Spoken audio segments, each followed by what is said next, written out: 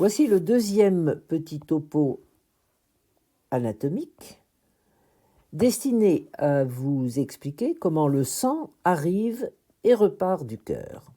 C'est la description de ce que j'ai appelé les vaisseaux afférents qui viennent au cœur et efférents qui partent du cœur. Redessinons comme toujours notre cœur. Vous vous souvenez, les deux oreillettes, les deux ventricules. Premièrement, arrivée, vaisseau afférent vers le cœur, arrivée du sang veineux vers l'oreillette droite. Ici, l'oreillette droite, rappelez-vous. Ce sang veineux, donc pauvre en oxygène, récupère tout le sang désaturé de notre organisme, qui remonte par les veines et qui vient se collecter par ces deux grosses veines qu'on appelle la veine cave supérieure et la veine cave inférieure. Donc, nous avons bien dit que le sang désaturé, nous le faisons en bleu. Il arrive ici par les deux grosses veines caves dans ce premier réservoir qu'est l'oreillette droite. De l'oreillette droite, vous vous souvenez, il va passer ici, je fais un petit passage qui est celui des valves tricuspides.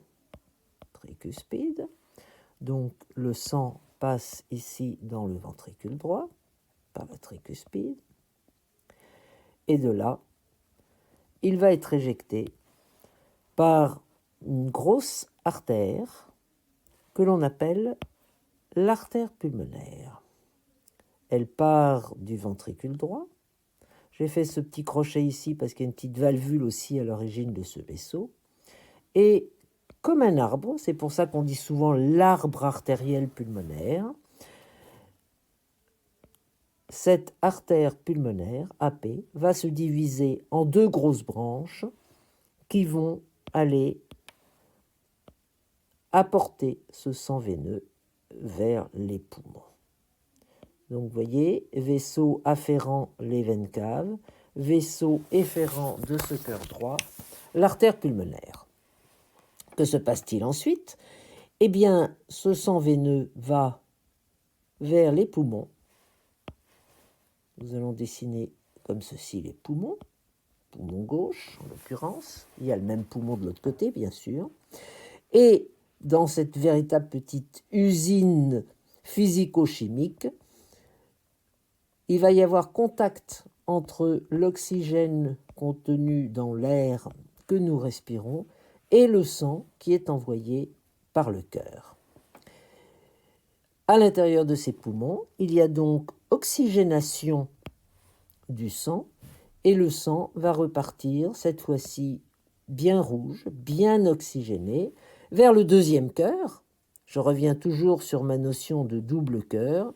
Et ce deuxième cœur, je le dessine en rouge puisqu'il va recevoir le sang rouge qui vient des poumons. Donc, il me faut vous montrer ici l'arrivée de ce sang par ce que l'on appelle les veines pulmonaires. Ensuite, de l'oreillette gauche, le sang par l'intermédiaire, rappelez-vous, de la valve mitrale, le sang va passer dans le ventricule gauche. Et là, il va être éjecté par l'intermédiaire d'un gros vaisseau qu'on appelle l'aorte, l'artère aorte, qui va passer derrière l'artère pulmonaire. Donc, je vous la dessine comme ceci. Voilà. Je vais remettre du rouge, bien sûr, ici. Du rouge comme ça. Voilà.